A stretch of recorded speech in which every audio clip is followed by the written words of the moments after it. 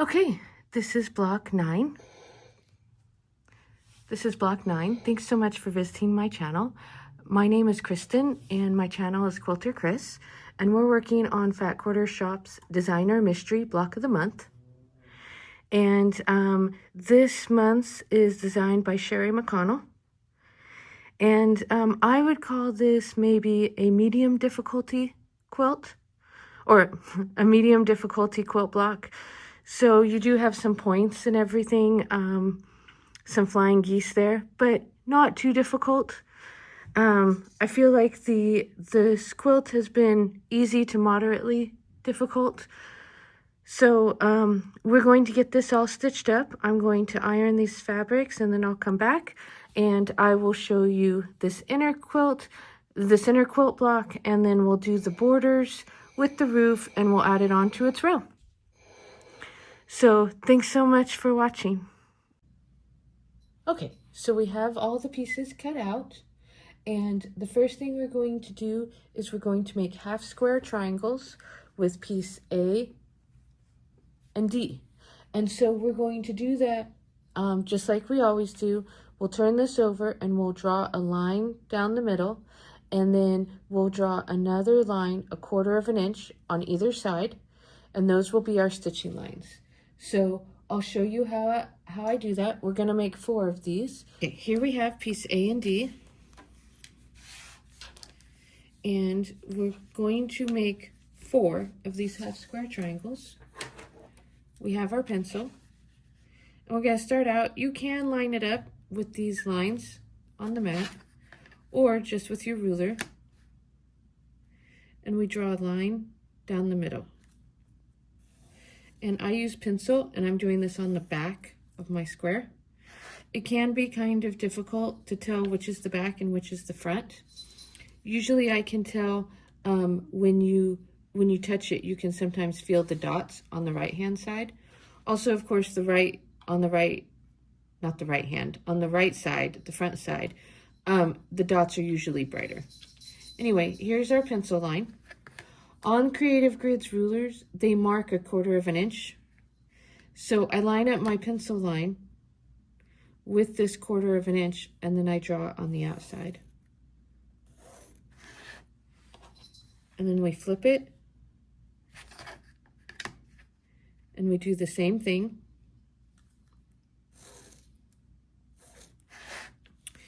And we're going to stitch on these lines, and then we'll cut it on this middle line. So we have this other one to do. So we line it up and we put our ruler corner to corner, whether you have a line there or not. You just draw a line. I use pencil, but you can use chalk or other marking tools. I use pencil because I've always had it wash out for me, but you do what's comfortable for you. And this is just a regular Bic automatic pencil.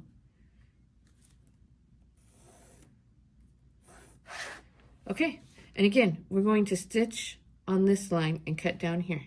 So I'll stitch on there and come back and show it to you. Okay, so I stitched the lines. It's kind of faint. I'm not sure if you can see it. I just chain pieced it. So I started here and I chain pieced it here. You could just pivot and turn here and go back. I just broke my thread and chain pieced it on the other side. Clipped the threads, and then if you don't cut it here exactly, it's not the end of the world. It's your seam allowance. So you can use scissors if you want, or you can use a rotary. But it's however you want. I have done it both ways because I think making quilts should be more about enjoying the process than perfection. At least I try to remember that. Okay, so now we have 4 of these half square triangles. I will take these over to the iron. You can iron them seam open or not. Totally up to you. I probably will not. Whenever I iron it, if I do it seam open, I often get my fingers in the way, and then I feel like there's a chance to get burned. But it can make your piecing more accurate. So it's really up to you, however you would like to do it. So we'll get these ironed and I'll show them to you and we'll come back and do the next part. Okay, so we've gotten these all pressed. We're going to set these aside. Next, we're going to make flying geese. Now, I already have these cut out to make them how they are in the pattern, but there's a bunch of different ways that you can make them. There's 2 at a time, there's paper piecing, whatever you want to do. For this walkthrough, I'm just doing the pattern how it is in the pattern. So this is piece B and this is piece E. We'll just take these out. Okay. So essentially you have piece B and you're going to take one of these and you're going to sew it from corner to corner. And as most everything, there's a few different ways to do it. You can have 1/4 inch tape on your sewing machine, and I do have that. You can draw a line, just a pencil line like we did before. I'm sure there's a bunch of other ways. Those are the 2 that I use. If you want, you don't have to draw the line. I am going to draw the line on all of these just from corner to corner, just so I have it. I feel like if you draw the line corner to corner, then it just goes a little faster and you don't have to worry if it's slightly off. After we draw the line, then I'm going to go through all of these and just chain piece them with this one side on. Then we'll press it and we'll do the other side. Okay, so we have them all chain piece.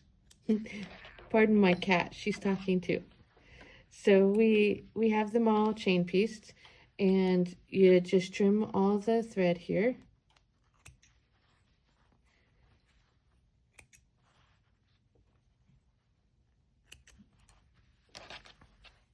After that, what you can do is you're going to want to iron it like this. In order to help with the bulk, you'll want to cut this off. Now, you'll want to leave about 1/4 inch. So there's a couple of things you can do.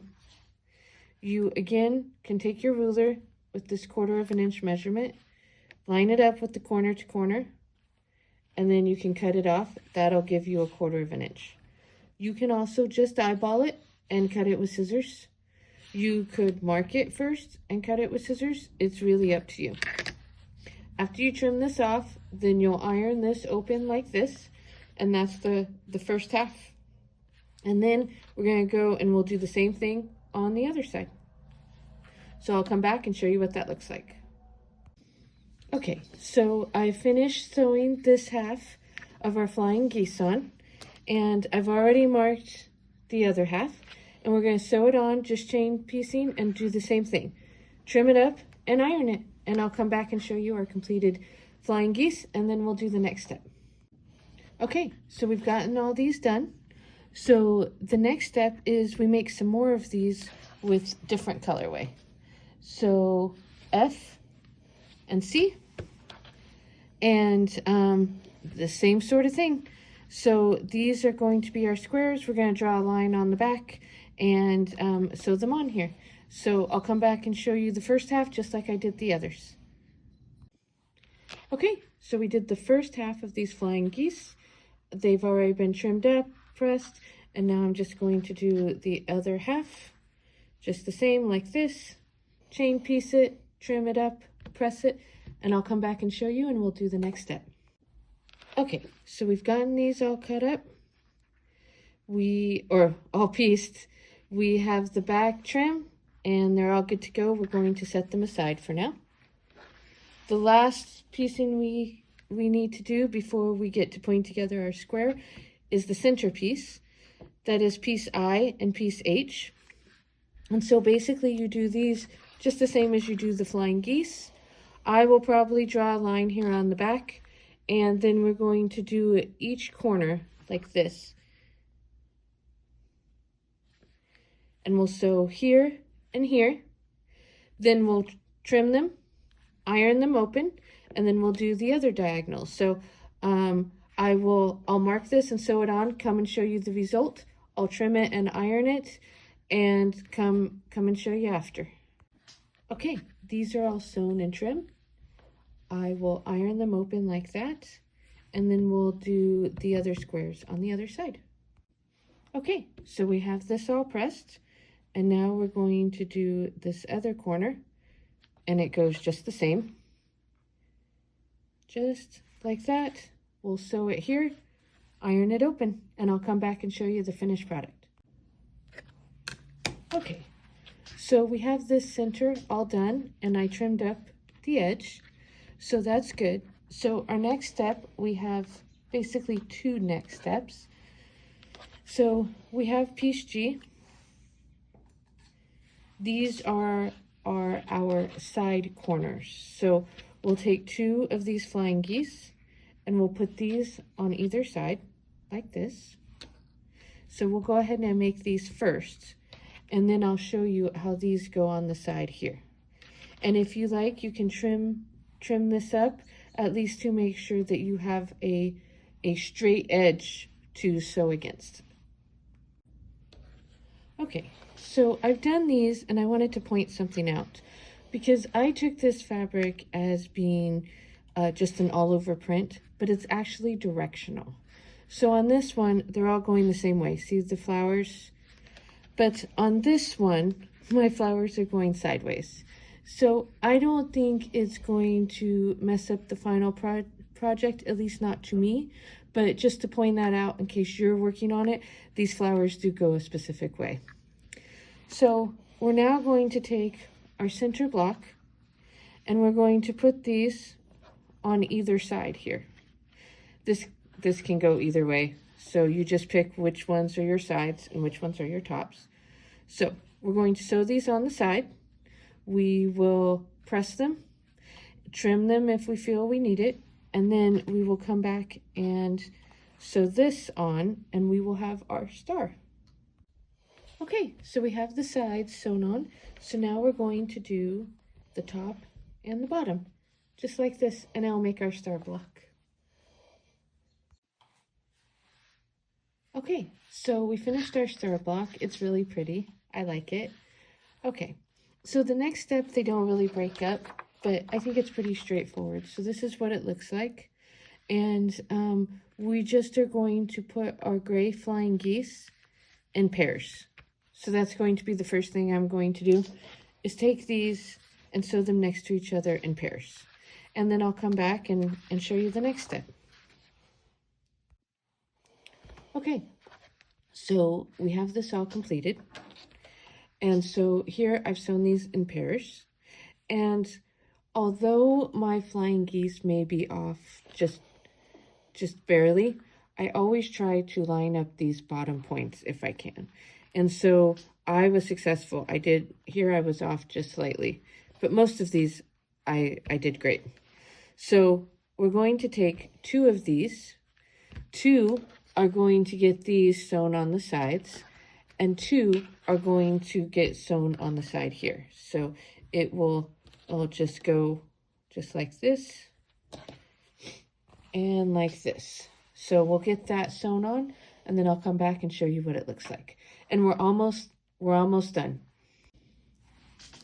Okay, so we've gotten our sides put on, and the last step is for our top and bottom. We put this square on, we turn it so it makes this kind of diagonal shape, and then we're going to sew it on the top and the bottom.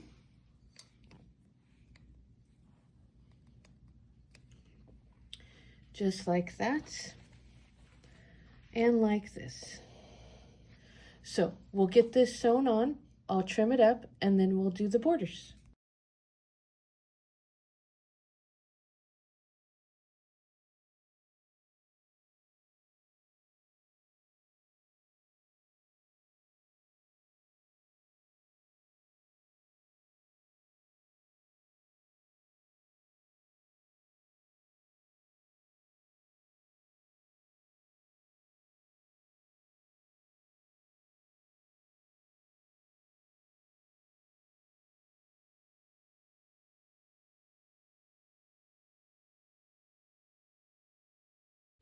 Okay, so this block is all done.